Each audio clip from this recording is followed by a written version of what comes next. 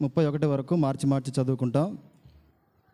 అపోస్తలుడైన పౌలు కొరింథీయులకు రాసినటువంటి మొదటి పత్రిక 11వ అధ్యాయము 23 నుంచి 31 వరకు మార్చి చదువుకుందాం.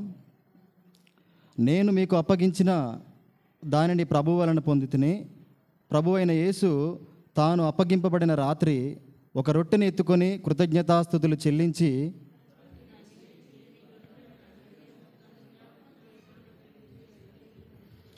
ఆ ప్రకారమే భోజనమైన పిమ్మట ఆయన పాత్రను ఎత్తుకొని, ఈ పాత్ర నా రక్తము వలనైన క్రొత్త నిబంధన, మీరు దీనిలోనిది త్రాగునప్పుడల్లా నన్ను జ్ఞాపకం చేసుకొనుటకై దీనిని చేయడని చెప్పెను.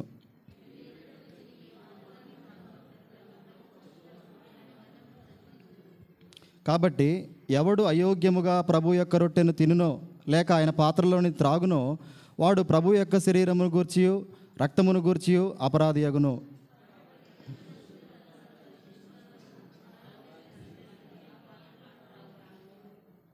ప్రభువు శరీరమని వివేచింపక తిని త్రాగువాడు తనకు శిక్షావిధి కలుగుటకే తిని త్రాగుచున్నాడు.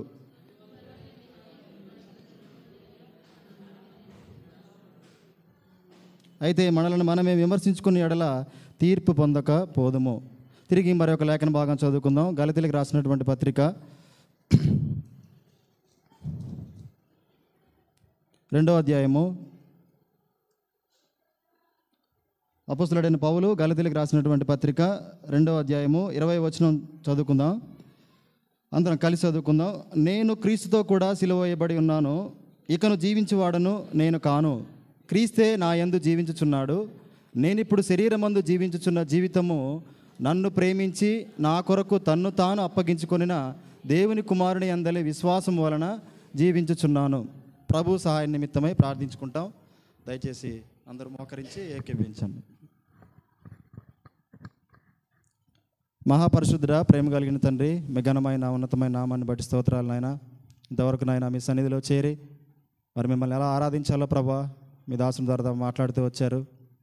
మీ బిడ్డల ఆరాధనంతా ప్రభా మీరు విని ఉన్నారని, స్తుతుల సింహాసనంపై తండ్రి మీరు ఆసీనుడై ఉన్నారని నమ్ముతూ తిరిగి సమయంలో చదివినటువంటి లేఖన భాగాన్ని దీవించి ఆశీర్వదించి విరిచి మాకు వడ్డించండి.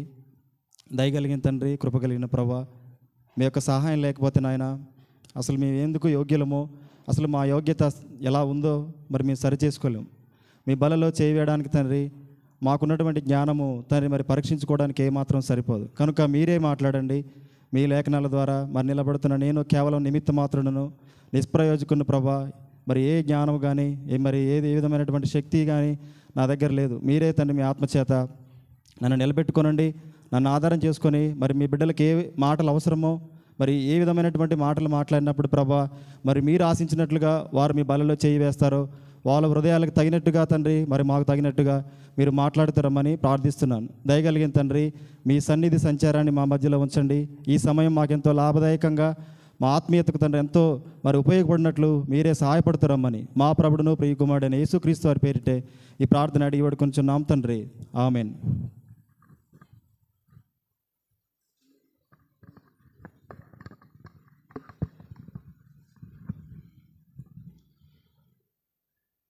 సరే, మొట్టమొదట మనం చదివినటువంటి లేఖన భాగం చూసినట్లయితే మనం నిత్యం ప్రభు యొక్క బలలో పాలు పొందుతూనే ఉంటాం. నిత్యం యొక్క లేఖన భాగం మనకు తెలిసిందే. అయితే ఈ సమయంలో మరొక మారు మనం దీనిని ధ్యానించుకున్నట్లయితే ఇక్కడ ప్రభువారు స్పష్టంగా ఒక మాటను మాట్లాడడం మనం చూస్తాం. ఏంటంటే ప్రభు బలలో చేయి వేయాలంటే ఏం కావాలంట?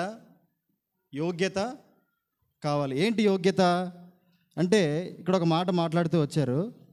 ఏంటా యోగ్యత అని అంటే 25వ వచనంలో 26వ వచనంలో మనం చూస్తే, మీరు ఈ రొట్టెని తిని ఈ పాత్రలోని త్రాగునప్పుడల్లా ప్రభు వచ్చే వరకు ఆయన మరణమును ప్రచురించుదురు.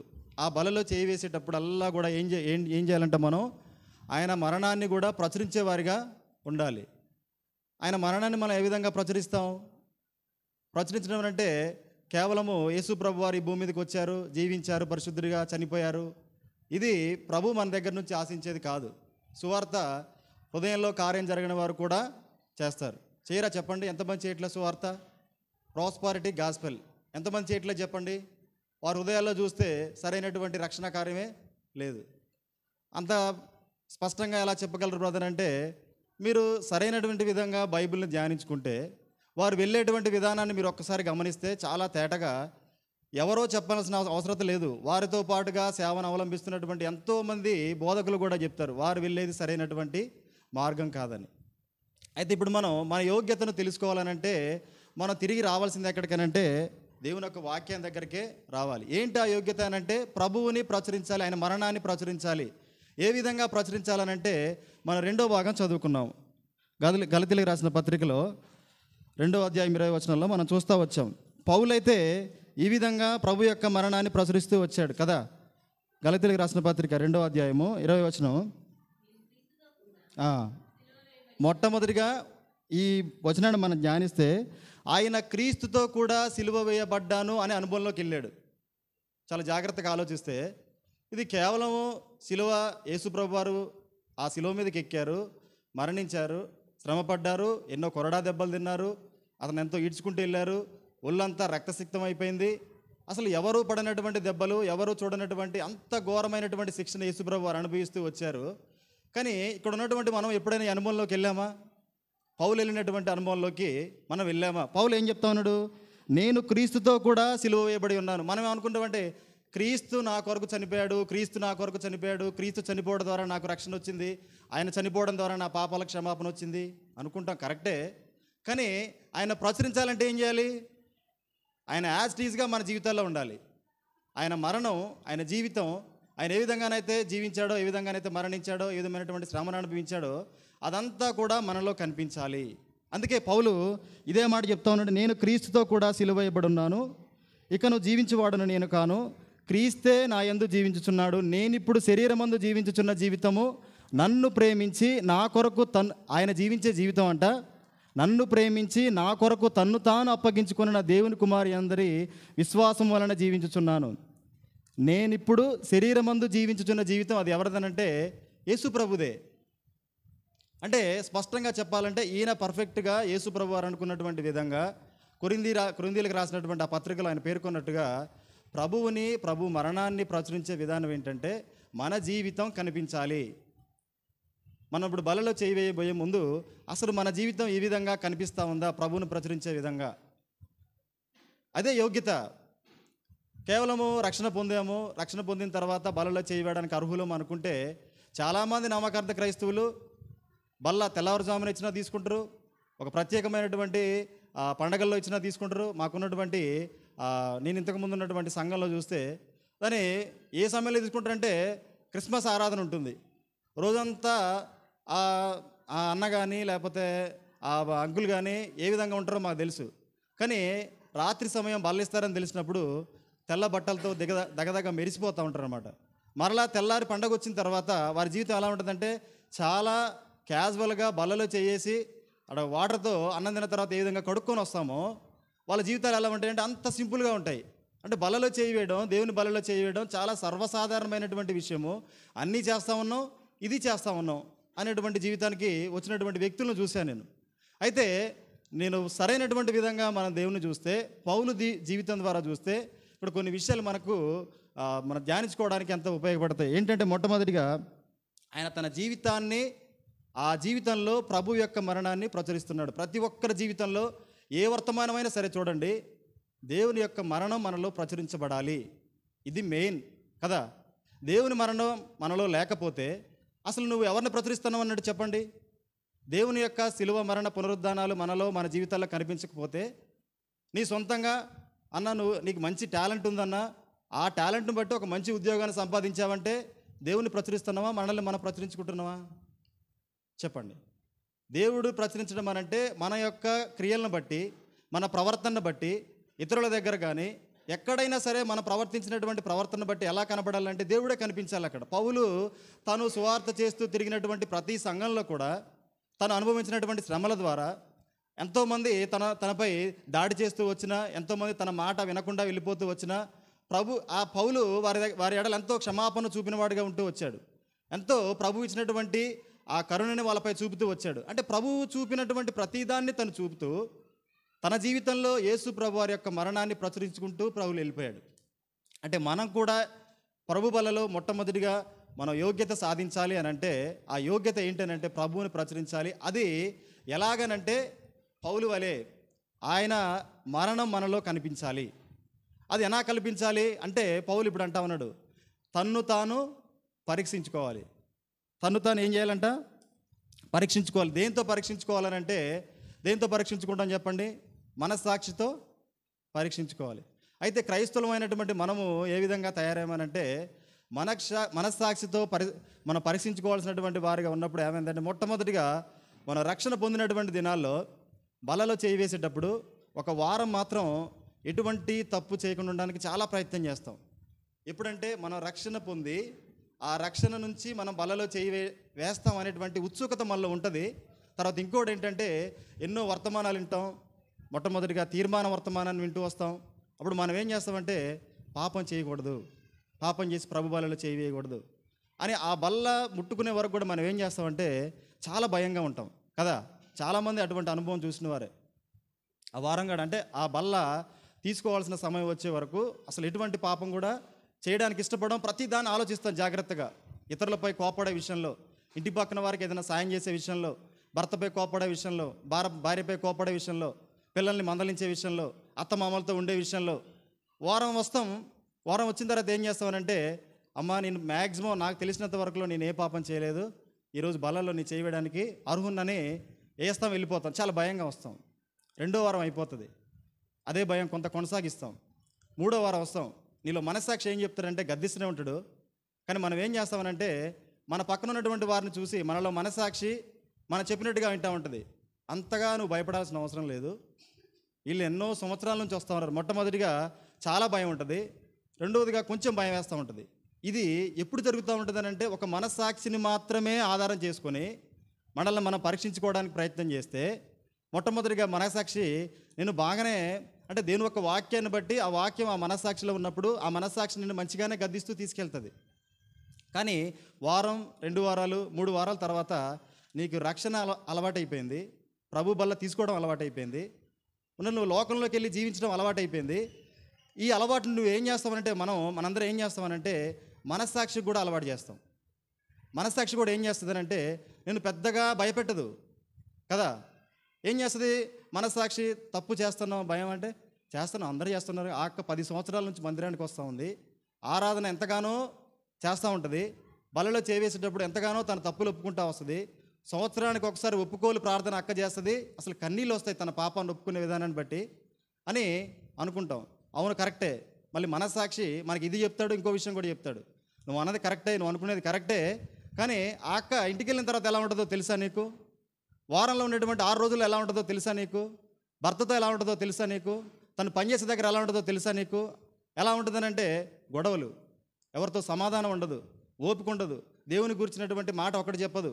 యేసుక్రీస్తు యొక్క శిలువ మరణం తనలో బడలేదు, లోకంలో అట్లా జీవిస్తూ ఉంది, వచ్చి బలలో చేయి వేస్తూ ఉంది. అవునా? అట్లా జీవించకూడదేమో. ఇది 2-3 వారాల్లో నీకుండేటువంటి తీరు. ఇక 3 వారాలు 4 వారాలు గడిచిపోయిన తర్వాత ఇదంతా నేను చెప్పేది ఏంటంటే, ఒక మనస్సాక్షిని మాత్రమే మనం ఆధారం చేసుకొని పరీక్షించుకుంటే ఇలానే మనస్సాక్షి మనకు చెప్తూ ఉంటాడు. వాడు ఏం చేస్తాడంటే, తిమోతిలో మనం చూస్తాం కదా, 1 తిమోతి 4వ అధ్యాయం 3వ వచనంలో, 1 తిమోతి 4వ అధ్యాయం 3వ వచనం, వాత వేయబడిన మనస్తత్వం అయిపోతుంది. అంటే ఆ మనస్తత్వం ఏం చేస్తుందంటే, ఒకప్పుడు నేను భయపెట్టింది, కానీ ఆ మనస్తత్వాన్ని నువ్వు మేనేజ్ చేయగలిగేంతగా మనస్తత్వం మారిపోయింది. అంటే నువ్వు మేనేజ్ చేస్తావు దాన్ని, ఏదో విధంగా దాన్ని మనస్సాక్షిని మేనేజ్ చేసి ప్రతి వారం తీసుకునే బల్లే మనం లోకంలోకి వెళ్తాం. దేవుడు కరుణా సంపన్నుడు, దీర్ఘశాంతుడు, ఆ అన్న పాపం చేశాడు, ఆయన ఇక్కడ మంచి విశ్వాసిగా ఉన్నాడు, మంచి బోధకుడిగా ఉన్నాడు, మంచిగా పాటలు పాడుతూ ఉన్నాడు, కానీ బయటికి వెళ్ళిన తర్వాత తన లంచాలు మానలేదు, తన ఉద్యోగంలో చేసే మోసాలు మానలేదు, తన అబద్ధాలు మారలేదు, ఇతరుల పట్ల తన కోపం పోలేదు, ఎక్కడా కూడా దేవుణ్ణి తన హృదయంలో ఉంచుకొని మరణాన్ని ప్రచురించేవాడిగా లేడు కదన్నా అని మనల్ని మనం కుసినేస్తూ ఉంటాం. అంటే మనస్సాక్షి చూడండి, భయపెట్టిన మనస్సాక్షి ఎటు మారిపోయిందని అంటే, నిన్ను ఏ విధంగానైనా సరే పాపం చేయడానికి పెద్దగా భయం ఉండదు. మీరు ఆలోచించుకోండి చాలా చాలా స్పష్టంగా. మొట్టమొదటిగా మీరు చూడండి, ఉద్యోగానికి వెళ్ళేటప్పుడు ఫస్ట్లో చాలా భయపడతాం. నేను HDFC బ్యాంక్లో జాయిన్ అయ్యేటప్పుడు ఎంతగా భయపెట్టేవాళ్ళంటే, నేను చాలా భయపడేవాడిని. కరెక్ట్గా అటెండెన్స్ పలానా టైంకి వేయాలి, క్లోజింగ్ చేసేటప్పుడు ఇలా ఉండాలి, ఒక మెయిల్ వేరే వాళ్ళకి వెళ్ళకూడదు, వెళ్తే నీకు వెంటనే మెయిల్ వస్తుంది, తర్వాత ఫీల్డ్కి వెళ్ళినప్పుడు నువ్వు ఎలా ఉండాలి, కస్టమర్తో ఎలా మాట్లాడాలి, ప్రాసెస్ రిలేటెడ్ ఇష్యూ అవుతాయి. నేను చాలా భయపడిపోయా. 6 నెలలు 7 నెలలు ఎంత భయం అని అంటే చిన్న చిన్న వాటికి కూడా సీనియర్స్ కూడా భయపెట్టేవాళ్ళు. ఒక సంవత్సరం తర్వాత చూడండి అసలు భయమే లేదు. ఏదేమైనా ఏమవుతుందో నాకు తెలిసిపోయింది. అంటే అప్పుడు ఉన్నది నేనే, ఇప్పుడున్నది నేనే, కానీ నాకు నేను ఏ అలవాటు చేసుకున్నానంటే భయం లేకపోవటాన్ని నేను అలవాటు చేసుకుంటూ వచ్చా. ఇదంతా ఎందుకు చెప్తున్నానంటే ఒక్క మనస్సాక్షిని మాత్రమే మన ఆధారం చేసుకొని పరీక్షించుకుంటే ప్రతి వారంలాగానే బల్లలో చేయి వేస్తాం, ప్రతి వారంలానే బయటికి వెళ్తాం. కానీ అందుకనే దేవుని దాసులు దేవుడి యొక్క చిత్తాన్ని బట్టి మన మధ్యకి ఒక వాక్యాన్ని తీసుకొని రావడం జరిగింది. ఈ వాక్యం ఏమిటో కాదు, యోహాను సువార్తలో మనం చూసినట్లుగా ఈ వాక్యమే శరీరధారి అయి మన మధ్యకి వచ్చిన యేసు ప్రభువారే మనతో ఇక్కడ ఉన్నారు. ఆ బల్లలో ఏ విధంగా చెయ్యి వేయాలో నిన్ను సరిచేసే బాధ్యత తీసుకున్నది యేసు ప్రభువారే. కాబట్టి మనుషుల మాటలకు విలువ ఇవ్వాల్సిన అవసరం లేదు, భయపడాల్సిన అవసరం అసలంటే లేదు. కానీ యేసు ప్రభు మాటకు మాత్రం మనం భయపడాలి. ఆయనకు భయపడి ఆయన మాటను విని మన జీవితంలో మన హృదయాన్ని సరి చేసుకోవడానికి మన అవకాశం ఇస్తామా? సరైనటువంటి యోగ్యతను, అంటే పౌలు ఏ విధమైనటువంటి యోగ్యతను పొందుతూ వచ్చాడో నువ్వు నేను కూడా అటువంటి యోగ్యతను పొందడానికి ఎంతగానో ఈ వాక్యం ఉపయోగపడుతూ వస్తుంది. చూస్తే మొట్టమొదటిగా దేవుడు మొట్టమొదటిగా ఆదాముతో మాట్లాడా లేదా? మనం చూస్తాం కదా. మొట్టమొదటిగా ఏం చేశాడు? దేవుడు ఆదాముని పిలిచాడు. ఆదామా ఎక్కడున్నావు అని పిలిచాడా లేదా? అది ఒక యుగం అయిపోయింది. తర్వాత దేవుడు ఎలా మాట్లాడుతూ వచ్చాడనంటే ప్రవక్తల ద్వారా మాట్లాడుతూ వచ్చాడు. తర్వాత మళ్ళీ ఎలా మాట్లాడు? ఈ వాక్యమే ఇంకా చాలా పవర్ఫుల్గా ఈ భూమి మీదకి వచ్చి కూడా ఈ వాక్యాన్నే గణపరిచి హెచ్చించిందనమాట. ఈ వాక్యాన్ని హెచ్చించడం ద్వారా ఇంతకు మించింది మనకు లేదు. అన్నిటికంటే శ్రేష్టమైనటువంటిది దేవుడు మన మధ్యలో ఉంచాడు. ఆ వాక్యాన్ని బట్టి మనం సరి చేసుకోవాలి. కాబట్టి అటువంటి వాక్యాన్ని బట్టి సరి చేసుకునే క్రమంలో ఒక వ్యక్తిని మనం చూస్తాం. అందుకే మొట్టమొదటిగా ఈ వాక్యం యొక్క శక్తిని మనం గమనించగలిగితే ఇర్మియా భక్తుడు రాస్తాడు. ఇర్మియా గ్రంథము 23వ అధ్యాయము 29వ వచనంలో, ఇర్మియా గ్రంథము 23వ అధ్యాయము 29వ వచనం.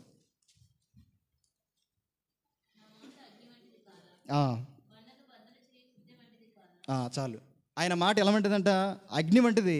ఒకవేళ అది దేని చేతనైనా సరే పగలగొట్టబడకపోతే, ఒక బండ పగలలేదనుకోండి ఏం చేస్తారు మీకు తెలుసా? అగ్ని పెడతారు, దానికి కాలుస్తారు. దాన్ని ఎక్కడో దగ్గర మంట పెట్టి దాన్ని ఖచ్చితంగా కాలుస్తారు. అంటే కాల్చిన తర్వాత మళ్ళీ ఏం చేస్తారంట దేవుడు ఆ వాక్యం చేత సుత్తితో బద్దలు కొడతారు. అంటే ఇక సమస్య లేదు, ఎట్టి పరిస్థితుల్లో పగిలిపోవాల్సిందే, అది ఎటువంటి గుండైనా. కాబట్టి మన వాక్యాన్ని మన జీవితంలోకి మనం ఆహ్వానిద్దాం. రెండవదిగా హెబ్రీయులకు రాస్తూ కూడా ఇటువంటి మాటని అక్కడ రాయడం జరుగుతూ ఉంది. హెబ్రీయులకు రాసిన పత్రిక 4వ అధ్యాయం 12వ వచనం.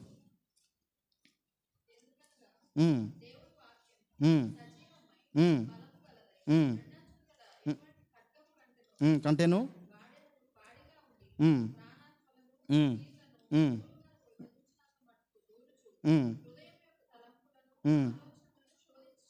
చాలు. హృదయం యొక్క తలంపులను ఆలోచనలను శోధించుచున్నది. మనస్సాక్షికి అంత పవర్ లేదు. మనస్సాక్షికి తెలిసినా సరే నువ్వు మేనేజ్ చేయగలిగేటువంటిదే మనస్సాక్షి. ఎలాగైనా మేనేజ్ చేస్తావు, ఏదో ఒక మాట చెప్పేస్తాం. సరే జరిగింది, ఈ వారం వరకే జరిగిపోయింది కదా, ఇక మీద జరగకుండా చూసుకుందాం, దేవుడు మనకెంతో సహాయపడతాడు అని ప్రార్థించే వరకే మనస్సాక్షి. కానీ నీలో ఒక కొత్త హృదయాన్ని నీకు ఇచ్చి నీలో సరైనటువంటి ఆత్మీయ పరివర్తన తీసుకురాగలిగినటువంటి శక్తి ఉన్నది వాక్యానికి మాత్రమే. అందుకే భక్తుడు ఒక పాట పాడడం నేను ఇంటూ వచ్చాను. అది చాలా పాత పాట. ఆ పాట మనం ఒకసారి ఒక చరణాన్ని పాడుకుందాం. దాంట్లో ఒక చరణం ఉంటుంది వాక్యాన్ని గురించినటువంటిది.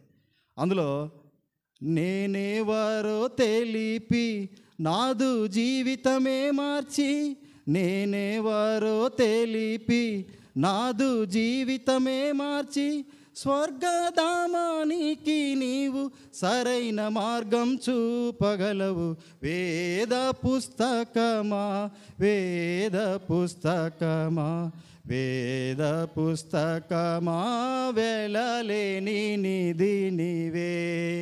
వేద పుస్తకమా వేద పుస్తకమా వేద పుస్తకమా వెలలేని నిధి నీవే. వెలలేని నిధి నీవే. ఈ పుస్తకం మాత్రమే మనల్ని సరైన విధంగా పరీక్షించగలదు. కాబట్టి మనం ఏ విషయంలో తప్పిపోయాం? ఒక భక్తుని చూస్తే మనకు తెలిసిన భక్తుడే. చెప్పాలంటే ఆ భక్తుడి యొక్క జీవితం లేకుండా అసలు చాలా వరకు బైబిల్ రాయబడలేదని చెప్పాలి. ఆ భక్తుడి జీవితమే మనందరినీ ప్రార్థన వైపు నడిపించే విషయంలో కానీ, పాపంలోనూ ఒప్పించే విషయంలో కానీ ఎంతగానో మనకు సహకరిస్తున్నటువంటి గొప్ప భక్తుడి జీవితాన్ని మనం చూస్తాం.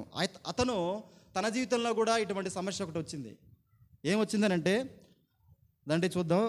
2 సమూయేలు గ్రంథము 12వ అధ్యాయము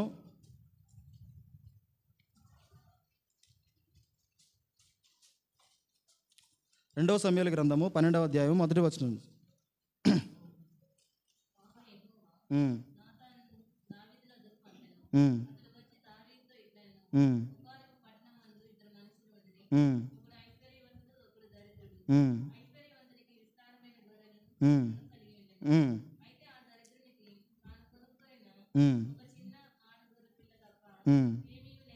ఏడో వచనం చదివాము నేరుగా.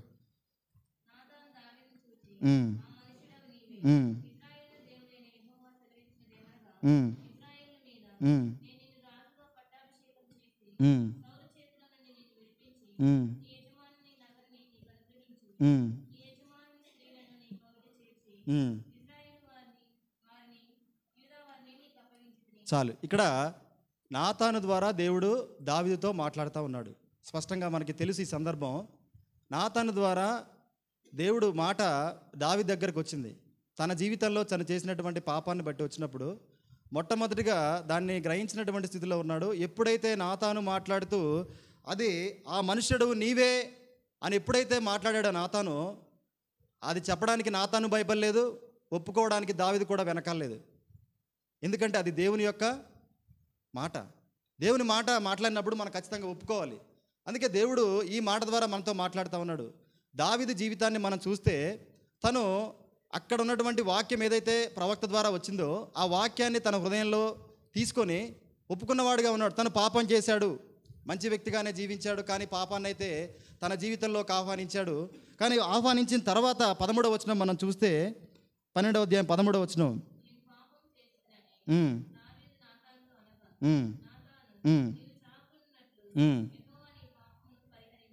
చాలు. దావీదు ఒప్పుకోవడం విషయం చూస్తే వెంటనే నేను పాపము చేసి తిని మనం చూస్తాం. కీర్తన 51వ అధ్యాయం మొత్తం కూడా తను ఇప్పుడు తీయాల్సిన అవసరం లేదు. 51వ కీర్తన మొత్తం కూడా తను ఒప్పుకున్నటువంటి ప్రార్థన మనం చూస్తాం. అంటే నా యొక్క తలంపు ఏంటంటే దేవుడు మన నుంచి కోరుకునేది తన మరణాన్ని ప్రచురించాలని. ప్రచురించాల్సినటువంటి వారము మనం సరిచేసుకునే విధానం మనస్సాక్షి ద్వారా మనం బైబిల్ యొక్క అంటే దేవుని యొక్క వాక్యం ద్వారా మన యొక్క హృదయాన్ని మనం సరి చేసుకునే ప్రయత్నం చేయాలి. అలా చేసినటువంటి దావీదు ఈరోజు తన దేవుడికి హృదయానుసారుడిగా మారాడు. తన పాపాన్ని బట్టి తన వెంటనే ఒప్పుకుంటూ దేవునికి హృదయానుసారుడిగా మారుతూ వచ్చాడు. ఎవరైనా సరే దేవుని యొక్క వాక్యాన్ని మాట్లాడుతూ ఉన్నప్పుడు ఎంతటి వాడైనా ఒప్పుకోవాల్సిందే.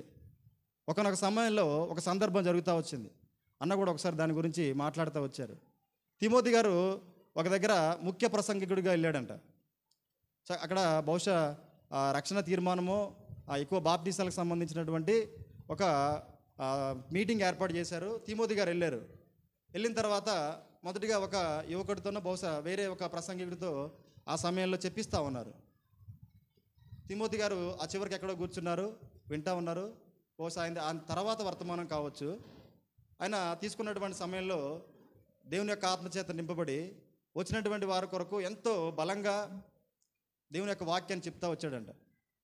ఆయన చెప్పినటువంటి మాటలు ఎంతోమంది హృదయాన్ని కరిగించినప్పుడు ఆ ఎదురున్నటువంటి యువకులు కానీ రక్షణలో ఉన్నాం అనుకొని సరైనటువంటి రక్షణ అనుభవం లేని వాళ్ళు అందరూ కూడా ఈ వాక్యాన్ని బట్టి దేవుడు మీ హృదయంలో కార్యం జరిగించాడు, మరలా నూతనంగా తిరిగి బ్రతకాలి, సరైనటువంటి రక్షణ జీవితంలోకి మేము వెళ్ళాలి, దేవుని యొక్క శిలువ రక్తం ద్వారా మేము కడగబడతాం అనుకునే అనుభవంలోకి ఎవరైతే రావాలనుకుంటున్నారో ఇప్పుడే తీర్మానం చేసుకోండి. మీ హృదయంలో కార్యం జరిగింది, మీ పాపాన్ని ఒప్పేసుకున్నారు, ఇంతవరకు మీ జీవితంలో ఉన్న పాపాన్ని ఒప్పేసుకున్న వారు చేతులు ఎత్తండి అని అంటే అందరూ చూస్తూ ఉన్నారు. ఎదరంతా చాలామంది చేతులు ఎత్తారు.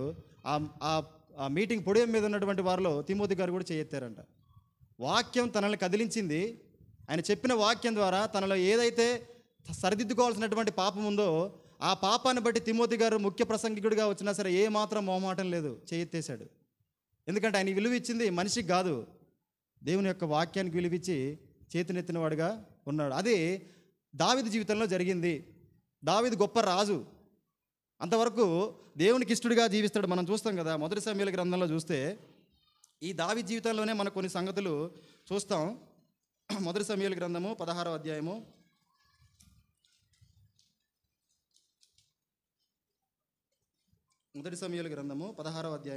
12వ వచనం.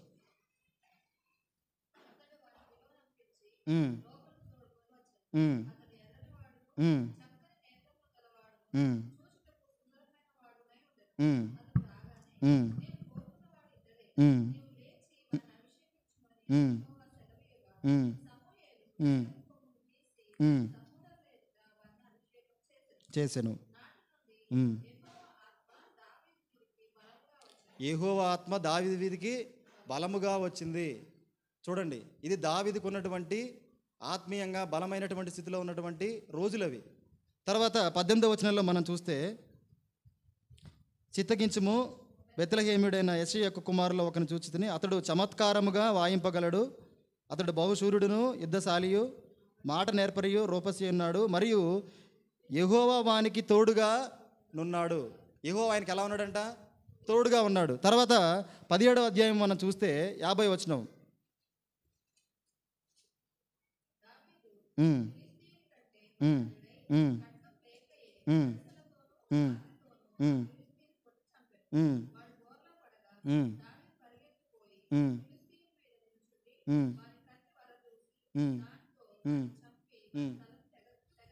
తెలుసు, ఈ విజయం అంతా మనకు తెలుసు. ఎవరి వల్ల సాధ్యం కానటువంటి ఒక ఫిలిష్తీయుడిని చంపివేసి వారికి ఎంతో గొప్ప రక్షణ ఇచ్చినటువంటి వాడు దావీదు. ఎంత గొప్ప విషయం కదా!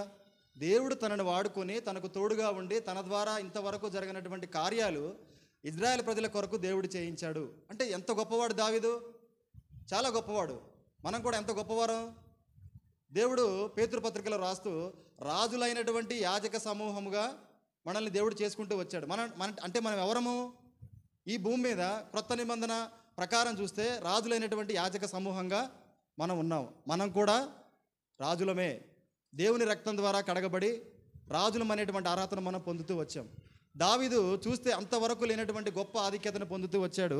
తిరిగి 18వ అధ్యాయం 14వ వచనంలో చూస్తే, మరియు దావీదు సమస్త విషయములలో సుబుద్ధి కలిగి ప్రవర్తింపగా యెహోవా అతనికి తోడుగా ఉండెను. ఇదంతా కూడా దావీదు యొక్క పూర్వపు జీవితం. అంటే బల్ల దగ్గరికి మన రానంత వరకు రక్షణ పొందినటువంటి దినాల్లో మన దగ్గర ఉన్నటువంటి మంచి ప్రవర్తన, మన యోగ్యతను మనం చేసుకునేంత వరకు మనకున్నటువంటి ఒక ప్రవర్తన, ఆ ప్రవర్తన ద్వారా మనం ఏం చేస్తూ వచ్చామంటే కాపాడుకోగలిగాం దేవుని కృప చేత. చూడండి, దావీదు ఆ తర్వాత ఏమవుతూ వచ్చాడనంటే, ఇదంతా పాత జీవితం.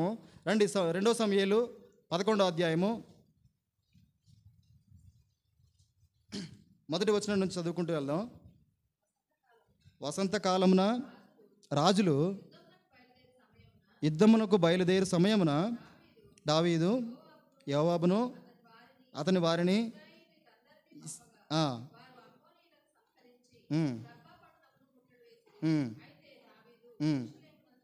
చాలు. దావీదు ఎక్కడ నిలిచిపోయాడంట? ఎవరండి దావీదు? అసలు తను యుద్ధంలో ఉండాల్సినటువంటి అవసరం లేనప్పుడు ఏం చేశాడు? అతను వెళ్ళిపోయాడు యుద్ధానికి. అన్నలకు మరి తండ్రి చెప్పిన విధంగా ఏమైతే ఇవ్వాలో అవన్నీ తీసుకోవడానికి వారి దగ్గరికి వెళ్ళినటువంటి ఈ దావీదు మొదటి సమూయేలు గ్రంథము 17వ అధ్యాయం 32వ వచనంలో మనం చూస్తాం. ఈ దావీదేనా? ఈ దావీదు ఆశ్చర్యం వేస్తూ ఉంది కదా. ఆనాడు రక్షణ పొందాలనేటువంటి తలంపు కలిగినటువంటి వ్యక్తిగా ఉన్నటువంటి నువ్వేనా ఇప్పుడున్నటువంటి నువ్వు అని మనం కూడా ఆలోచించుకోవాలి కదా. చాలా సందర్భాల్లో ఒకానొక జీవితం, మన పాత జీవితాన్ని మొట్టమొదటిగా మన ప్రేమను మనం దేవుని మీద ఉన్నటువంటిది చూస్తే, అప్పటి ప్రేమ ఇప్పటి ప్రేమను మనం జ్ఞాపకం చేసుకుంటే దావీదు జీవితమే గుర్తుకొస్తూ ఉంటుంది మనకి. ఆ దావీదు జీవితం ద్వారా మన జీవితం, మనకి పూర్వపు జీవితము, ప్రస్తుత జీవితము గుర్తొస్తూ ఉంటుంది. దావీదుడు అవసరం లేదు అక్కడ, తన అన్నలు తిడుతున్నా సరే అక్కడ యుద్ధంలో నేను నా దేవుని గొప్ప చేయట కొరకు ఆ గొలియాతను నేను ఓడిస్తాను అని వెళ్ళినటువంటి రాజు ఇప్పుడేం చేస్తా ఉన్నాడంట? 11వ అధ్యాయం 2వ సమూయేల్లో అక్కడ యుద్ధం జరుగుతూ ఉంది, సైన్యం అంతా వెళ్ళింది, కానీ దావీదు ఎక్కడున్నాడు? ఒక రాజు ఉండాల్సినటువంటి పనేనా ఇది? చెప్పండి. రాజు ఎక్కడ ఉండాలండి? యుద్ధంలో ఉండి, అందులోనూ దావీదు లాంటి వ్యక్తి ప్రభువుకి నిత్యం మొరపెట్టుకుంటూ ఎవరి మీద నీకు విజయం కావాలో, ఎలా నువ్వు అవతల ఉన్నటువంటి శత్రువులను ఓడించాలో అది నిత్యం ప్రభు దగ్గర వేడుకుంటూ ముందుకెళ్లాల్సినటువంటి దావీదు, యుద్ధంలో పాల్గొనాల్సినటువంటి దావీదు నిలిచున్నాడంట. నిలిచిపోయాడు. ఎక్కడ యుద్ధం ఒక దగ్గర జరుగుతూ ఉంటే తన ఇంట్లో నిలిచిపోయాడు. మనం కూడా రక్షణ పొందాము. రక్షణ పొందిన తర్వాత అక్కడే నిలిచిపోయాము. అక్కడ నుంచి మన జీవితాల్లో పెద్దగా మార్పు లేదు కదా. ఎందుకనంటే నిజంగా మన జీవితాల్లో మార్పు ఉంటే పౌలు చెప్తా ఉన్నాడు, నాలో క్రీస్తును నిత్యం, ఆయన మరణాన్ని నిత్యం నేను ప్రకటిస్తున్నానని.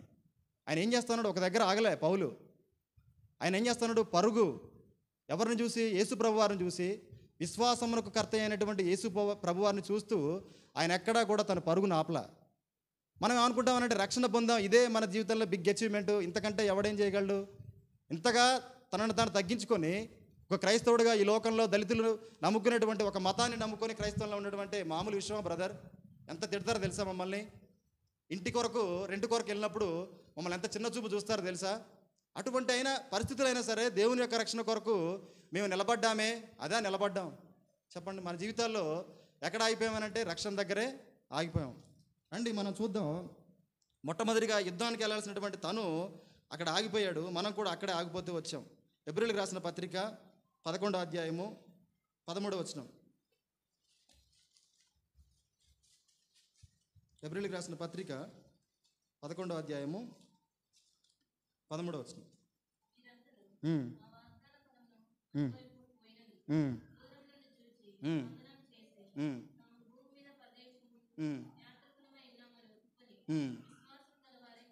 చాలు.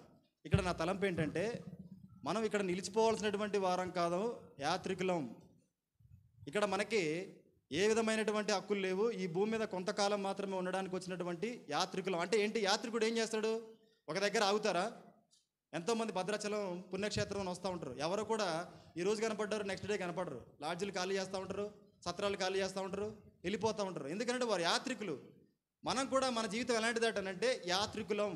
యాత్రికుడు ఏం చేయాలి? అక్కడ నించోవద్దు, వెళ్ళిపోవాలి. కానీ మనం ఏం చేస్తా ఉన్నామనంటే దావీదు వలె, దావీదు చేసినటువంటి మిస్టేక్ ఈ నిలిచోవడం అనేది తను ఎక్కడికి నడిపించింది తెలుసు కదా మనకి? పాపం ఎప్పుగా నడిపించింది. క్రైస్తవుడిగా రక్షణ పొందిన దగ్గరే నిల్చుంటే మనం వెళ్ళేది కూడా ఆ తర్వాత వెళ్ళేది పాపంలోకే. ఆ విధమైనటువంటి నిలుచునే తత్వం నీ శరీరం, నా శరీరం కలిగి ఉంటే మనం దాన్ని వదిలిపెట్టాలి. తర్వాత పేతురులో చూస్తాం ఈ మాట మనం. 1 పేతురు 2వ అధ్యాయం 11వ వచనం.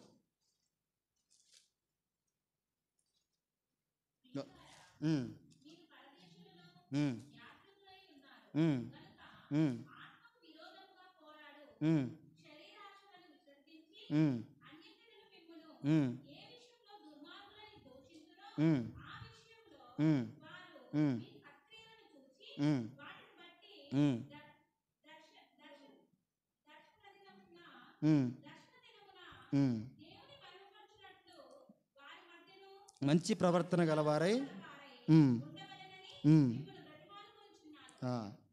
ఎలాంటి మన పరదేశులము యాత్రికులమై ఉన్నారు గనుక ఆత్మకు విరోధముగా పోరాడు శరీరాశలను విసర్జించాలి. పోరాడడం అనంటే నిల్చుంటే జరిగేది కాదు. ఇది నిలుచున్న వ్యక్తి ఎప్పుడు కూడా పోరాడలేడు. నిలుచున్న వ్యక్తి ఖచ్చితంగా పడిపోవడానికి అవకాశాలు ఎక్కువ. అందుకే దేవుడు బహుశా తిమోతిలో అనుకుంటారు అది రాయించింది, నిలబడిన నీవు పడిపోకుండా, కొరింథీలో నిలబడిన నువ్వు పడిపోకుండా చూసుకో. అంటే నిలబడ్డది ఖచ్చితంగా నువ్వు పడిపోవడానికి అవకాశం ఉంది పరుగెత్తినప్పుడే. అందుకే ఎక్కడా కూడా పౌలు నిలబడిన వాడిగా ఉండడు తన జీవితంలో. చూద్దాం రండి. ఎఫెసీయులకు రాసిన ఫిలిప్పీయులకు రాసిన పత్రిక 3వ అధ్యాయము 14వ వచనం.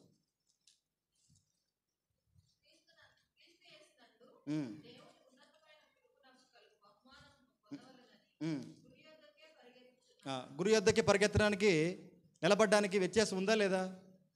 ఏం చేస్తా ఉన్నాడంట? బహుమానము కొరకు తను పరిగెత్తుతూ ఉన్నవాడిగా ఉన్నాడు. మరి పౌలు పరిగెత్తుతున్నప్పుడు నీ నా విశ్వాసాన్ని బట్టి మనం నిలుచున్నప్పుడు ఆ బహుమానాన్ని మనం పొందుకోగలమా? ఖచ్చితంగా మనం పొందుకోలేము. ఈ నిలబడేది మనం ఎక్కడ నిలబడ్డామనంటే, ఎప్పుడైతే రక్షణ కొరకైనటువంటి తీర్మాన వాక్యాన్ని నువ్వు వింటూ వచ్చావో అక్కడే ఉన్నావు. ఆ వాక్యం ఎటువంటిది అనంటే పసిపిల్లలకు చెప్పేటువంటి వాక్యం దగ్గరే నీ నా జీవితాలు కూడా నిలబడ్డాయి. అక్కడ నిలబడడం వల్ల ఏమవుతా వచ్చామనంటే, పౌలు ఒక మాట చెప్తా ఉంటాడు. ఎఫెసీయులకు రాసిన పత్రిక 6వ అధ్యాయం 10వ వచనం. ఎఫెసీయులకు రాసిన పత్రిక 6వ అధ్యాయం 10వ వచనం. ఉమ్, ఉమ్, ఉమ్, ఉమ్, ఉమ్. ధరించుకొనుడి. దేవుడిచ్చేటువంటి సర్వాంగ కవచాన్ని ధరించుకోవాలి. ఈ సర్వాంగ కవచము ధరించుకోవాలనంటే నిలబడితే మన జీవితాల్లో ఎట్టి పరిస్థితుల్లో కూడా ఆ సర్వాంగ కవచాన్ని ధరించుకోలేము. ఎందుకు ధరించుకోలేమనంటే ఆ తర్వాత చదువుతాం. ఇప్పుడు ఎలయనగా 12వ వచనం.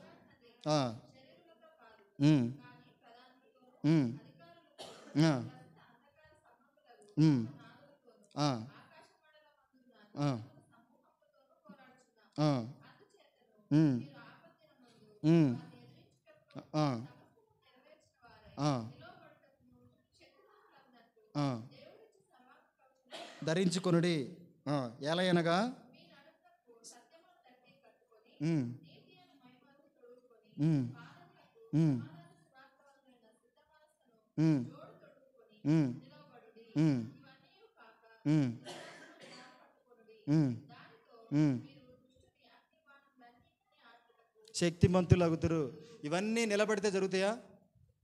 ఇవన్నీ ఎక్కడైతే మనం రక్షణ పొందామో, రక్షణ పొందేటప్పుడు మన ఆత్మీయ జీవితం ఎలాగుందో అక్కడే ఉంటే ఒక వర్తమానం కొరకు కానీ, దేవుడు నీతో మాట్లాడడానికి కానీ, వాక్యం చదువుకునే విషయంలో, ప్రార్థించుకునే విషయంలో, దేవుని గురించినటువంటి మాటలు వినే విషయంలో, దేవుని పని కొరకు ఆసక్తి చూపే విషయంలో అక్కడే నిలబడిపోతే నీకు విశ్వాసం అంటే ఏంటో తెలియదు. విశ్వాసం ద్వారా ఎంతమంది భక్తులు గొప్ప మేలు అనుభవించారో తెలియదు. విశ్వాసం ద్వారా ఈ లోకాన్ని ఎలా ఎదిరించాలో తెలియదు. అది నీలో ఎలా వృద్ధి చేసుకోవాలో తెలియదు. అక్కడే ఆగిపోయినటువంటి నీకు విశ్వాసం ఏం తెలుసు, సర్వాంగ కవచం అంటే ఏంటో తెలుసు, సత్యం అంటే ఆ దట్ అంటే ఏంటో తెలుసు, సువార్త అంటే ఎలా తెలుసో చెప్పండి. నిలబడ్డ వ్యక్తికి ఎలా తెలుస్తుంది? నిలబడినటువంటి దావీదుకి అక్కడ యుద్ధంలో ఏం జరుగుతుందో తెలుసుదా? శత్రువు ఎలా దూసుకొని వస్తున్నాడో తెలుసుదా? వాడిని ఎలా ఎదుర్కోవాలో తెలుసుదా? తెలీదు. మనం కూడా మన యొక్క ఆత్మీయ జీవితంలో ఎలా ఉన్నామనంటే అక్కడే నిలిచిపోయిన వారిగా ఉన్నాం. తద్వారా మనకి ఏమవుతా వచ్చిందనంటే ఇక్కడ చెప్తాడు కదా, కొరింథీయులకు రాసిన పత్రిక 1 కొరింథీ 3వ అధ్యాయము 1 నుంచి చూస్తే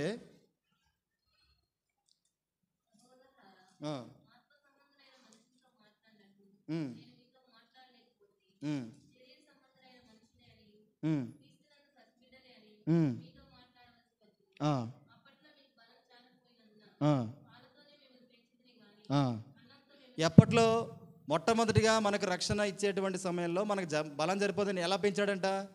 పాల చేత. ఇప్పుడు మనం ఏం చేస్తా ఉన్నాం? ఇంత ఎదిగాము, మన పిల్లలకి 10వ తరగతి వచ్చిన తర్వాత కూడా పాలు పట్టిస్తే పక్కనోడు ఏమనుకుంటాడు చెప్పండి? ఏమనుకుంటే ఏదో లోపం ఉంది, ఆ కుమారుల్లో ఏదో లోపం ఉంది. మరి నేను ఆత్మీయ జీవితం కూడా ఎలా ఉందంటే నిలబడ్డప్పుడు ఇదే లోపం. ఇంకా మనం ఏం చేస్తా ఉన్నాం అంటే పాలు తాగేవారిగా ఉన్నాం. దేవుడు రక్షణ ఇచ్చాడు, రక్షణ తగినటువంటి జీవితం మనలో లేకపోతే ఏ విధంగా దేవుని యొక్క మరణాన్ని ప్రచురిస్తాం? ఏ విధంగా ధైర్యం కలిగి దేవుని యొక్క బలలో చేవేస్తాం? కాబట్టి ఈ నిలిచిపోవటం అనేది మన జీవితంలో వదిలిపెట్టి పౌలు ఏ విధంగానైతే ఆ హెబ్రీయులకు రాసిన పత్రిక 12వ అధ్యాయం 2వ వచనంలో యేసు వైపు చూస్తూ పరిగెత్తుతూ వెళ్ళాడో, 1 పేతురు 2వ అధ్యాయం 21వ వచనంలో, 1 పేతురు 2వ అధ్యాయం 21వ వచనం తీయండి.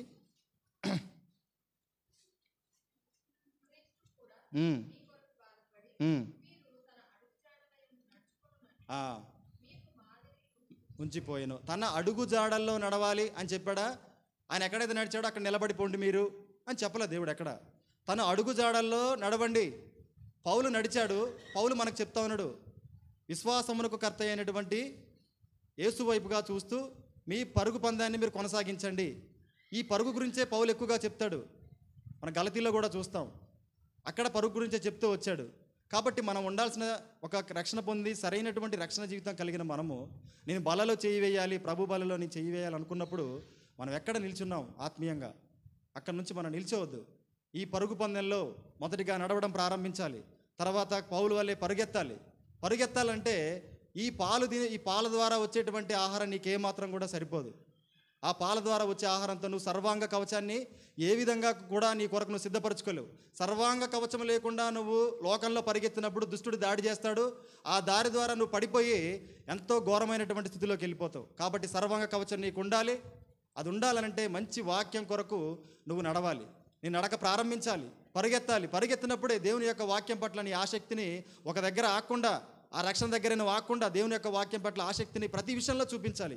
పాటల విషయంలో, దేవుని యొక్క మాటల విషయంలో, ఎలా నేను ఆత్మీయంగా ఎదుగుతాను, నేను అక్కడే ఉండిపోయాను, నా ఆత్మీయ జీవితం ఇంకా అక్కడే ఉంది, రక్షణ ఎలా వస్తుందని అంటే యేసుప్రభువుని విశ్వసించండి, యేసుప్రభు మరొకరికి శిలువలో ప్రాణం పెట్టి తిరిగి లేచాడు, రక్షణ, ఆరాధన. ఈ రెండింటి దగ్గరే మన జీవితం ఆగిపోతే ఆ తర్వాత ఇంకా చాలా ఉంది దేవుడు నీ కొరకు సిద్ధపరిచింది. ఆ తర్వాతే ఆరాధన అనేది కేవలం నువ్వు మందిరానికి వచ్చినప్పుడు దేవుడు నీకు చేసిన మేలును బట్టి నువ్వు మనం ఆరాధించగలుగుతా ఉన్నాం తప్ప మనం చేయాల్సినటువంటి పని చాలా ఉంది కదా. అందుకే అన్న కూడా పాపం ఎంతమంది వచ్చిన వాళ్ళందరినీ సిద్ధపరుస్తూ ఉంటాడు. నేను చాలా సంఘాల్లో చూసా, వచ్చినటువంటి వాళ్ళని కనీసం ఇక్కడ నిలబెట్టడానికి కూడా చాలామంది చెప్పారు పాపం వాళ్ళ బాధ. ఎవరు? ఆ సంఘంలో ఉన్నటువంటి ఎన్నో సంవత్సరాలుగా వెళ్తున్నటువంటి వాళ్ళ బాధ చెప్తూ వచ్చారు. అక్కడికి పంపించి ఒక పాట కూడా పాడడానికి అవకాశం ఉండదు. అక్కడ పాడడానికి రావాలంటేనే నాకు ఎంత సిగ్గేసేది మొట్టమొదటిగా, వచ్చేదాకా వదిలిపెట్టలేదు. అట్లా ఇక్కడ రావడం ఎవరి కొరకు? నీ కొరక, ఇక్కడ ఉన్న మనుషుల కొరక? నీ కొరకు ఒక పని ఉంది, ఆ పని కొరకు నువ్వు ప్రారంభించాలి. నువ్వు ఉన్న చోటనే ఉండి పాటలు పాడకుండా మందిరంలో అదే విధంగా మనం కూర్చొని ఉంటే, అది మందిరంలో కూర్చునే విషయమైనా ఆత్మీయంగా నువ్వు కూర్చునే విషయమైనా అది మనకు తెలుసు. మన హృదయంలో, ఎవరి హృదయంలో వాళ్ళకి తెలుసు.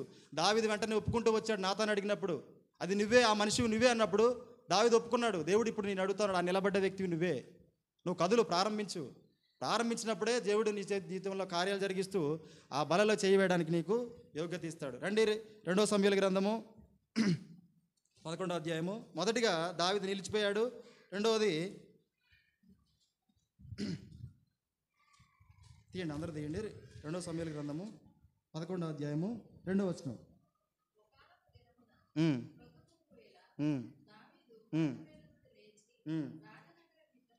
చాలు. ఒకానొక దినమున, ఎక్కడ, ఏ దినాలంటే దావీదు యుద్ధానికి వెళ్లకుండా నిలబడ్డ తర్వాత మనిషికి వచ్చేది ఏంటంటే నిద్రే. ఎంతసేపు నిలబడతావు కదా. మనం నిలబడితే మనకేమొస్తుంది చెప్పండి? మీరు నిలబడండి. నేను డిగ్రీలో జాయిన్ అయ్యేటప్పుడు కాళ్ళు లాక్కపోయి మొట్టమొదటిగా ఫీజు కట్టాలి, ఎంతో లైన్ ఉండేది. కాళ్ళు లాక్కపోయి నిద్ర వచ్చి అక్కడ పడిపోయేవాళ్ళం. క్రైస్తవ జీవితం కూడా అటువంటిదే. నువ్వు నిలబడ్డానికి అలవాటు పడిపోయిన తర్వాత నీకు వచ్చేది నిద్రే. ఆ నిద్రలో అలవాటు పడితే దావీదు చేసినట్టు మనం చేసేది ఏంటంటే పాపమే. ఎప్పుడు మన జీవితం సరి చేసుకోవాలంటే నిలబడాలి అనేటువంటి ఆలోచన వచ్చినప్పుడు, మన స్థితి నిలబడ్డం అయినప్పుడు, అప్పుడే మన జీవితాన్ని మనం సరి చేసుకొని పరిగెత్తాలి. అక్కడ మనం సరి చేసుకోకపోతే తర్వాత మనకు వచ్చేది ఏంటంటే నిద్రే. దావీదు ఏం చేస్తున్నాడు? ఎప్పుడు నిద్రపోతున్నాడు చెప్పండి? ఒక పక్క యుద్ధం జరుగుతూ ఉంది, లోకంలో కూడా నీ కొరకు ఎంతో పని సిద్ధపడుతుంది, ఎంతోమందికి సువార్త చెప్పాలి, నీ జీవితం ద్వారా ప్రభువుని ప్రకటించాలి, ప్రభు మరణాన్ని ప్రకటించాలి. నువ్వు ఎక్కడున్నావనంటే నీ సొంత పనులకే సమయాన్ని కేటాయిస్తూ, అవే గొప్పగా భావిస్తూ, నీ పెరుగు ప్రతిష్టల కొరకే, నీ డబ్బు సంపాదన కొరకే. అంతే కదా మన జీవితాలు. ఏం చేస్తాం చెప్పండి? ఇంటికి వెళ్ళిన తర్వాత మన ఆలోచన ఏంటంటే రేపేంటి, సాయంత్రం ఏంటి, మన బంధువులు ఏంటి, మన ఆస్తి ఏంటి, మన భూమి ఏంటి, అందరికి ఇవే ఆలోచనలు వచ్చేది. కానీ ఏంటి దేవుని పని కొరకు నా జీవితం ఏంటి అనే ఆలోచన రాదు. కానీ ఒకటి వస్తుంది సడన్గా. ఏమొస్తుంది చెప్పండి? వీటన్నిటికంటే సడన్గా ఒకటి వస్తుంది, మరణం వస్తుంది. అదేమీ కూడా చెప్పి రాదు, మనం ప్లాన్ చేసుకుని వచ్చేది మరణం కాదు. ఏం చేస్తాం అప్పుడు చెప్పండి? దేవుడు మన కొరకు సిద్ధపరిచిన పనిని చేయకుండానే మన తనువును మనం చాలిస్తాం. అందుకే మనం దేవుణ్ణి ప్రచురించాలి. ఆ బల్ల తీసుకున్నంత వరకు కూడా దేవుణ్ణి మనం ప్రచురించాలి. ఒకటి, దేవుడు వచ్చే వరకు ప్రచురించాలి. రెండవది, మనం మహిమలో పిలబడే వరకు దేవుని కొరకు మనం ప్రచురించేవారుగానే ఉండాలి. కానీ దావీదు యుద్ధానికి వెళ్ళకుండా కాలక్షేపం చేస్తా ఉన్నాడు. నిలబడ్డ తర్వాత ఏమొచ్చింది? దానికి నిద్ర వచ్చింది. ఆ నిద్ర ఎప్పుడు వచ్చిందో చూడండి. పొద్దుగుంకి వేళ దావీదుకి నిద్ర వచ్చింది. ఇటువంటి సమయంలో నిద్రపోయే దావీదైనా చెప్పండి? పాపానికి ముందు సాతాను నిన్ను ప్రేరేపించినప్పుడు, వాడికి నిలబడ్డ అవకాశం ఇచ్చినప్పుడు, ఎటువంటి సమయంలోనైనా సరే మనల్ని పడేస్తాడనడానికి నిదర్శనం ఇది. అంతగా మోకాళ్ళ మీద ప్రార్థించేటువంటి దావీదేనా? దేవుని అనుమతి లేకుండా ఒక్క సింహం మీద కానీ మృగం మీద కానీ దాడి చేయనటువంటి దావీదేనా? నిత్యం దేవుడి యొక్క ఆత్మతో బలంగా నింపబడినటువంటి దావీదేనా? ప్రొద్దుగుంకి వేళ ఏం చేస్తున్నాడంట? నిద్రపోతా ఉన్నాడు. మనం కూడా చూస్తే మన ఆత్మీయ జీవితంలో ఎంతో యుద్ధాన్ని చేయాల్సినటువంటి వారిగా ఉండి కూడా ఆత్మీయంగా నిద్రావస్థలో ఉన్నాం. చూడండి, మనం చూస్తాం మత్తయి సువార్త 25వ అధ్యాయంలో, మత్తయి సువార్త 25వ అధ్యాయము మొదటి వచనం నుంచి చదువుదాం.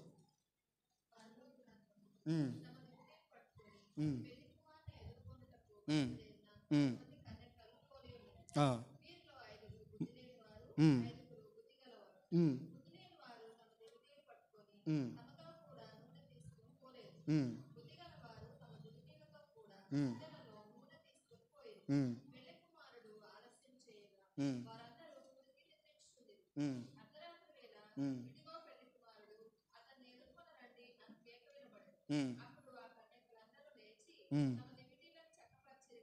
ఉమ్, ఉమ్, ఉమ్, ఉమ్. చాలు. ఇక్కడ ఇద్దరు కూడా దేని కొరకు సిద్ధపడ్డారు? నిద్రపోయే వాళ్ళు దాని కొరకే సిద్ధపడ్డారు. నిద్రపోని వారు కూడా పెళ్లి కుమారుడి కొరకే సిద్ధపడతా ఉన్నారు.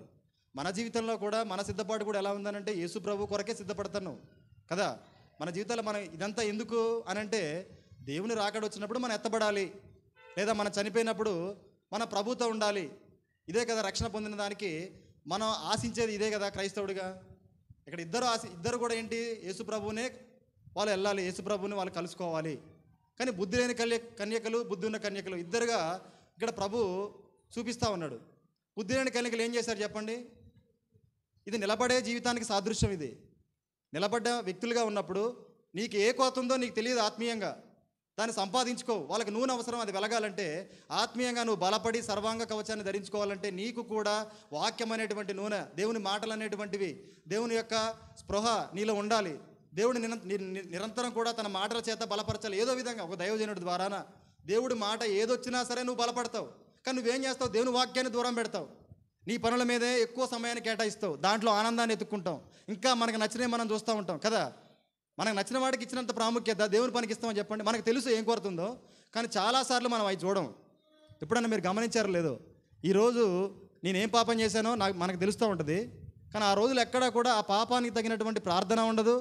దాని నుంచి నివృత్తి కావడానికి దానికి సంబంధించినటువంటి ఎన్నో బోధలు కనిపిస్తూ ఉంటాయి సాంఘిక మాధ్యమాల్లో, ఏది చూడం. కానీ ఏం చేస్తామంటే ఏదైనా సరే మనకు ఆట విడిపున్నది, కాలక్షేపమైన వాటి కొరకు ఎక్కువ సమయాన్ని కేటాయిస్తాం. అటువంటి వారము ఒకనొకప్పుడు ప్రభు వస్తున్నప్పుడు ఏం చేస్తాం? నూనె లేని అవే పట్టుకుంటాం కదా, ఆ దీపాలు పట్టుకొని నూనె లేకుండా నిలబడతాం. మనం నిలబడ్డే వారిగా ఉంటే నూనెను సంపాదించుకోలేం. బుద్ధిగల కన్యకలు నూనెతో సిద్ధపడి వచ్చారు. మనం బుద్ధి కలిగిన వారిగా ఉండాలనంటే నిలబడే మనస్తత్వం మనల్ని నూనె తెచ్చుకోకుండా చేస్తుంది. అప్పుడు మనం ఏం చేస్తామనంటే నూనె లేకుండా ప్రభు దగ్గరికి వెళ్ళాలి, ఆ దీపాలు ఆరిపోతాయి. మనం దేవునితో కలిసి వెళ్ళేటువంటి తరుణాన్ని కోల్పోతాం. ఈ నిద్రావస్థ, ఆత్మీయంగా మన నిద్రావస్థ ఎన్నో కోల్పోతాం. దీని కొరకు ఎన్నో ఉంటాయి బలహీనతలు. మనలో శరీరం ద్వారా వచ్చే బలహీనతలు ఎన్నో మనల్ని ఆత్మీయంగా నిద్రపుచ్చేలా చేస్తాయి కదా. సమూయేలు జీవితం చూడండి. మనకు మలే సమూయేలును కూడా సంసోను కూడా మనకు మలే దేవుని కొరకు, దేవుని పని కొరకు ఫిలిస్తీన్ల మీద దేవుడు ఏర్పరచుకుంటూ వచ్చాడు. నాజీరు చేయబడినటువంటి వ్యక్తి సంసోను.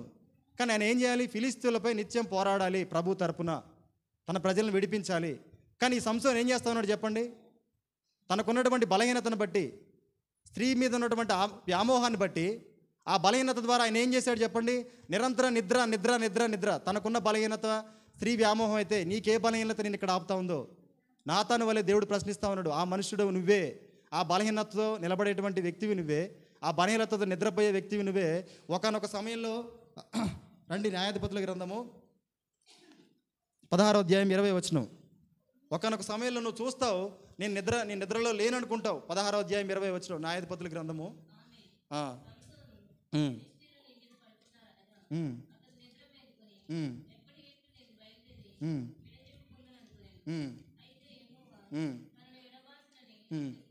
తెలియలేదు. ఎప్పటి వలె నేను లెగస్తాను, విరజిమ్ముకుంటాను. నాకు సంఘంలో ప్రార్థించే వాళ్ళు ఉన్నారు, ప్రార్థనా వీరులు ఉన్నారు. తర్వాత నా కుటుంబం నా గురించి ప్రార్థిస్తుంది, తిరిగి నేను కోలుకుంటా అని మనం అనుకోవడానికి సమయం ఉండదు. ఒకవేళ ప్రభు నేను ఎడబాస్తే ఇక నువ్వు మరలా కోలుకోవడానికి అవకాశం లేదు. ఎంతగానో నష్టపోతూ వచ్చాడు సంసోను. తనకిచ్చినటువంటి శక్తిని అంతటిని కూడా పోగొట్టుకుంటూ వచ్చాడు. నా జీవితాల్లో కూడా ఆత్మీయంగా నిద్రపోయేటువంటి అలవాటు ఉంటే అది ఎంతో మనకు ప్రమాదం. రండి, ఎఫెసీయులకు రాసిన పత్రిక 5వ అధ్యాయము 14వ వచనం.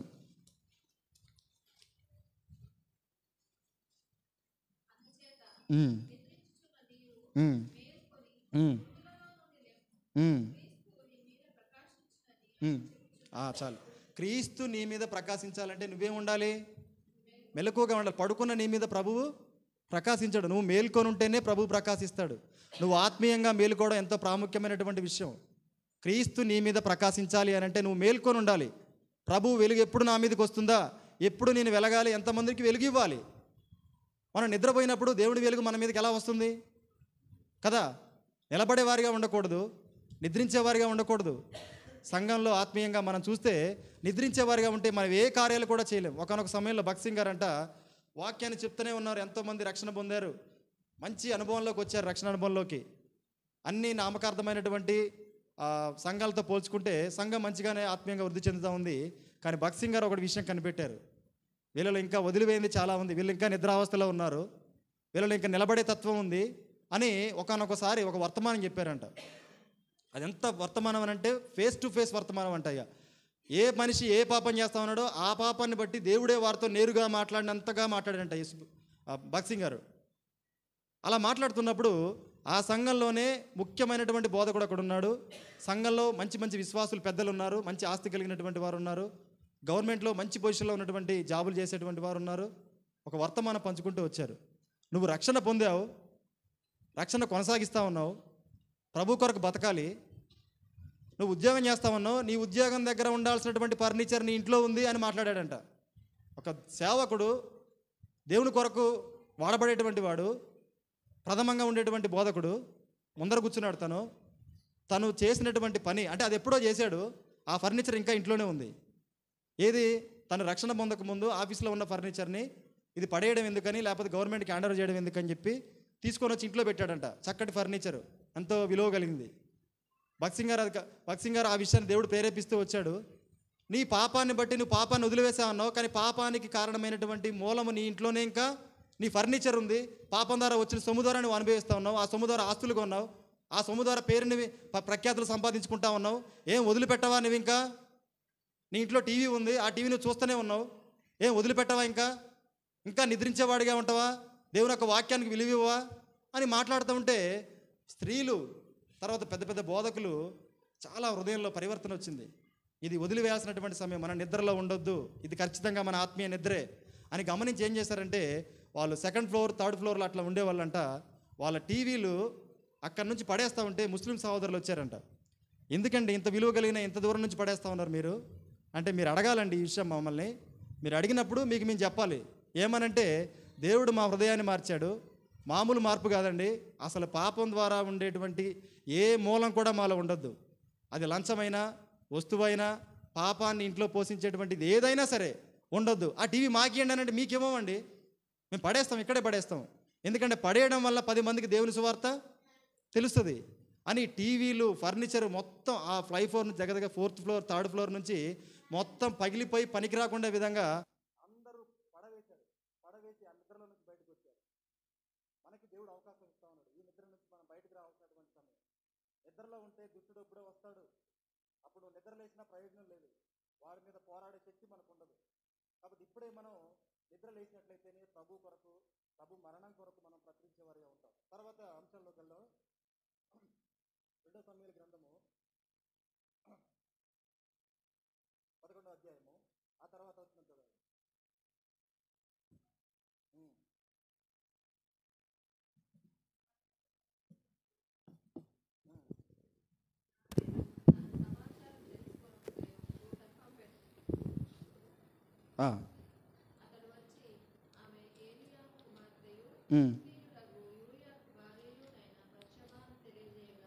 ఒక్క నిమిషం.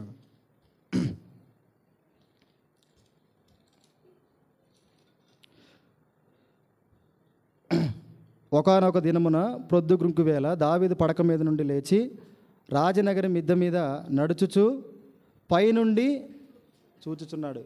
పైనుండి ఎటు చూస్తూ ఉన్నాడు? కిందికి చూశాడు. తను ఎక్కడుంది? బెత్సెబా ఎక్కడుంది? కింద ఎక్కడో. ఈయన అంతఃపురంలో ఉంటే బెత్సెబా ఎక్కడుంది? ఎక్కడో ఉంది. ఇదంతా ఈ విషయం తనకి ఎలా తెలిసింది? కిందికి చూడడం వల్ల తెలిసింది. ఎవరి దావీదు? కిందికి చూసే దావీదేనా? కింది చూసే దావీదు కాదు. ఆసాపు తన కీర్తనలో రాస్తాడు కదా, 78వ కీర్తనలో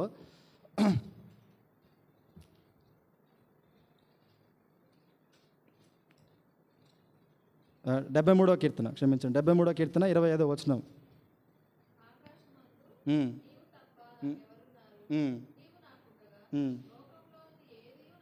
అక్కర్లేదు. ఇది ఆసాపు చెప్తా ఉన్నాడు. ఇది దావీదు కూడా తెలుసు. భూమి మీద ఏది అవసరం లేదు, భూమి మీద ఏది కూడా తను రాజుగా నిలబెట్టలేదు, ఆ విషయం దావీదుకి తెలుసు. కానీ ఎక్కడ చూస్తా ఉన్నాడు దావీదు? ఈ అనుభవం దావీదుకి రక్షణ ఉంది, దేవుని కొరకు బలంగా దేవుని ఆత్మతో నింపబడినటువంటి వాడు, దేవుని కార్యాలు జరిగించినటువంటి వాడు. చూడండి, మనకలానే ఉన్నాడు దావీదు. దేవుని కొరకు, రక్షణ కొరకు తీర్మానం చేసుకొని బలంగా వాడబడుతున్నటువంటి వాడు.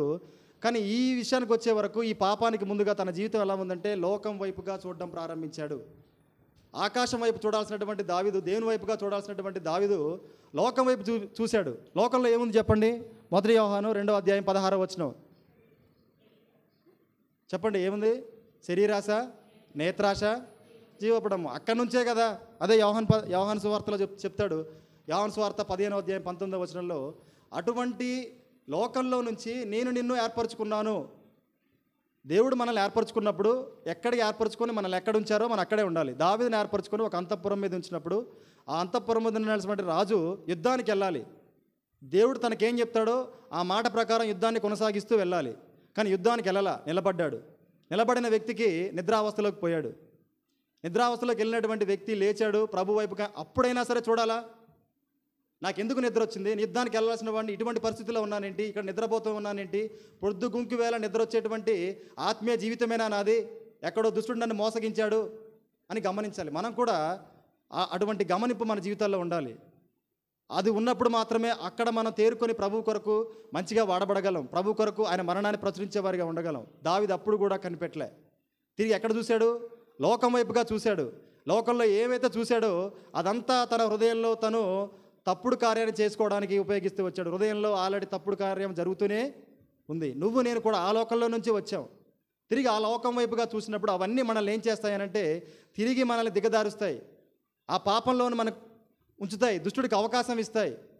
తిరిగి మన యోగ్యంగా బలలో చేయి వేసే అవకాశాన్ని మనకు దూరం చేస్తాయి. దేవుణ్ణి ప్రచురించే అవకాశాన్ని మనం కోల్పోయేవారిగా ఉంటాం. దావీదు ఆ విధంగా లోకంలోకి చూడడం ద్వారా యాకోబు పత్రికలో ఒక మాట ఉంటుంది, 4వ అధ్యాయం 4వ వచనం. 4వ అధ్యాయము 4వ వచనం.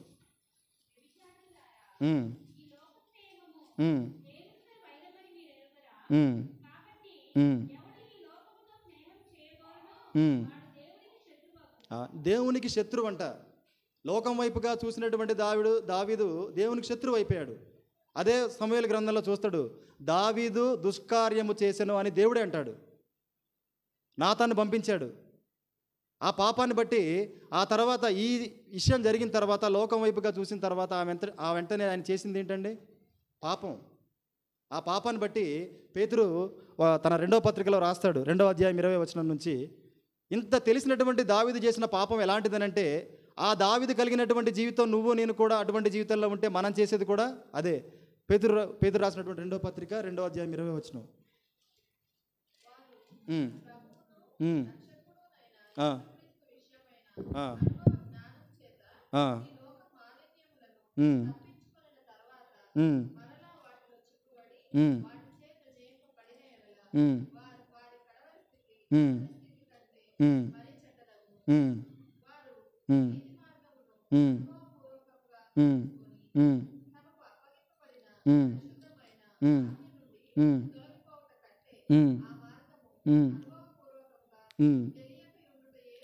మేలు.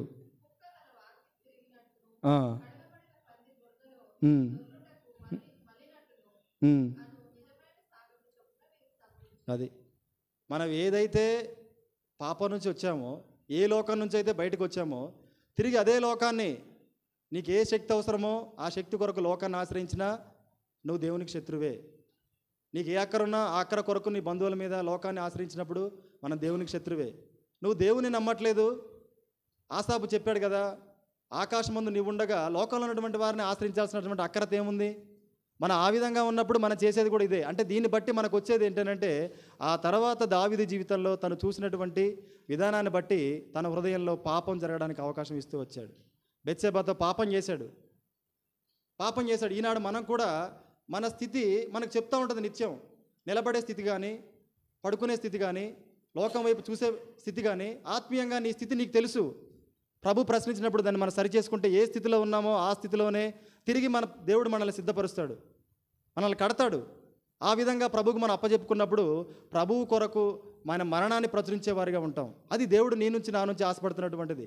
ఆ తర్వాత ఏం చేస్తూ వచ్చాడు చెప్పండి? దావీదు మొట్టమొదటిగా ఆ తప్పుని కప్పిపుచ్చడానికి ప్రయత్నించాడు కదా. మనం కూడా అదే చేస్తూ ఉంటాం. ఇక్కడికి వచ్చిన తర్వాత అది దేవుని మందిరమే కావచ్చు, దేవుని విశ్వాసులే కావచ్చు, మన లోన ఎంతో జరుగుతూ ఉంటుంది. వాటన్నిటిని కప్పిపుచ్చేస్తూ ఉంటాం. కానీ మన హృదయానికి తెలుసు ఇది తప్పు చేశాం అని. కానీ దాని అంతటినీ మన మాటల చేత ఏదో ఒక మాట ద్వారా మనం దాన్ని కప్పిపుచ్చే ప్రయత్నం చేస్తాం. దావీదు కూడా ఆ విధంగానే కప్పిపుచ్చే ప్రయత్నం చేశాడు. కానీ వెంటనే దేవుడు ఏం చేశాడు? తన వాక్కును పంపించాడు. ఆ వెంటనే ఒప్పుకుంటూ వచ్చాడు. కప్పిపుచ్చే ప్రయత్నం మనం చేయొద్దు. ఏ పాపమైనా సరే వెంటనే ఒప్పుకోవాలి. నిలబడొద్దు. నిలబడ్డప్పుడు ఖచ్చితంగా మనకు ప్రమాదం జరుగుతుందనే సంకేతాలు దేవుడు పంపిస్తూ ఉన్నాడు. దేవుడు ఏ కార్యం చేసినా స్పష్టంగా ఉంటుంది అది. దేవుడు ఒక పక్షపాతం వచ్చినటువంటి వ్యక్తిని స్వస్థపరిచాడు. స్వస్థపరిచిన వెంటనే తను ఏమవుతూ వచ్చాడు? మార్కు సువార్తలో మనం చదువుతాం. ఏమవుతూ వచ్చాడు తను? ఆ పక్షపాతం తగ్గిన తర్వాత నడుస్తూ, కానీ నా జీవితాల్లో దేవుడు తన రక్తం ఇచ్చి స్వస్థతనిచ్చిన తర్వాత మనం ఏం చేస్తున్నామంటే అక్కడ నిలబడిపోతా ఉన్నాం. తర్వాత నిద్రలో నుంచి లేపిన తర్వాత కూడా మనం ఆ విధంగా ఉండకూడదు. దేవుని కొరకు పరిగెత్తేవారిగా ఉండాలి. ఆ తర్వాత తన తప్పిదాన్ని ఎంతో కప్పిపుచ్చుకోవడానికి ప్రయత్నం చేశాడు. దేవుని వాక్యం వచ్చినప్పుడు దాన్ని ఖచ్చితంగా ఒప్పుకుంటూ వచ్చాడు. మన జీవితాల్లో ఎన్నో ఉంటాయి, ఖచ్చితంగా వాటన్నిటిని ఒప్పుకోవాలి. జక్కయ్య కూడా తన జీవితాల్లో మనం చూసినట్లయితే దేవుడు తన జీవితంలో కార్యం జరిగిన తర్వాత ఎంతటి పాపం తనలో ఉందో, పాపం ద్వారా తనలో ఏముందో ప్రతిదీ ఒప్పుకుంటూ వచ్చాడు. ఇప్పుడు దావీదు విషయాన్ని చూస్తే దావీదుకు పాపం ద్వారా వచ్చినటువంటి తన కుమారుడు చనిపోయాడా, బ్రతికాడా? చనిపోయాడు. దేవుడికి అది ఇష్టం లేదు, నాతాను చెప్తా వచ్చాడు. దేవునికి అది ఇష్టం. పాపం ద్వారా ఏదొచ్చిందో అది ఖచ్చితంగా నశించాల్సిందే. జక్కయ్య విషయంలో కూడా చూస్తే యేసు ప్రభు తన గృహాన్ని సందర్శించడానికంటే ముందే తన పాపం ద్వారా తను ఏ ఆస్తిని అయితే సంపాదించుకుంటూ వచ్చాడో దాన్ని చంపేయడానికి ప్రయత్నం చేశాడు. ఆస్తిని మొత్తం వదిలేశాడు. ఏదైతే పాపం ద్వారా వచ్చిందో ఆ పాపం ద్వారా వచ్చినటువంటి సొమ్మునంతటిని వదిలేశాడు. కానీ మనం ఏం చేస్తున్నామంటే శరీర కార్యాలు ఒక పక్క, దేవుని కార్యాలు ఒక పక్క. కాబట్టి పౌలు వలె మనం ఆయన మరణాన్ని ప్రచురించేవారిగా లేము. జాక్పునెంట్ గారు తను రక్షణ పొందినటువంటి తెలుగు దినాల్లో ఆయనకు ఒక పాత జీవితం గుర్తొచ్చింది.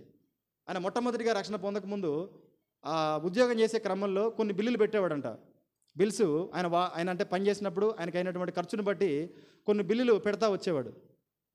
అది పెట్టాడు, 4 రోజులు అయిపోయింది. తన బిల్లు ఒకంత ఉంటే దానికి డబుల్ బిల్లు ఆ గవర్నమెంట్ నుంచి తను పొందుతూ వచ్చాడు.